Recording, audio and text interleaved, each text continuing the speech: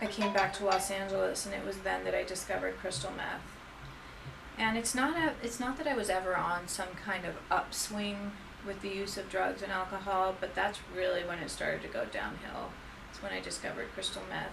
And and truthfully, it's sort of an epidemic at this stage. I'll get into this a little bit later, but I work with adolescents now, both men and women, and it's an epidemic, and I remember discovering crystal meth and thinking to myself,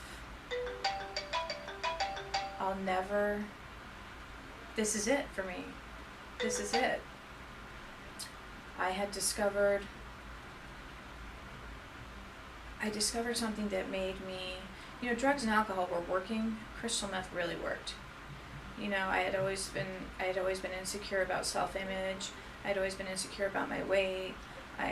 This was something that made you, crystal meth sort of gives you this false sense of pride.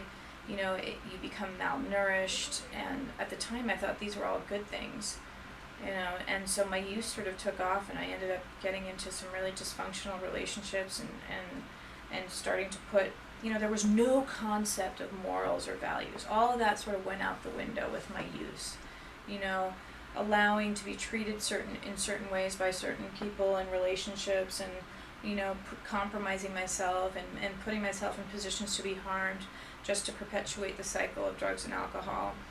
And it was a very dark road. It was a very dark time, and I remember waking up one morning and thinking to myself, I'll never be able to not do this. And to think that you wake up one day and surrender to a drug, surrender to your alcoholism. It was then that I really felt like hopeless. There was no hope for me. That was it. I'd resigned, and again, my use just continued to escalate, and it got really out of control. And they talk about jails, institutions, and death. 12-step program, they talk about jails, institutions, and death, period. That's where it leads us.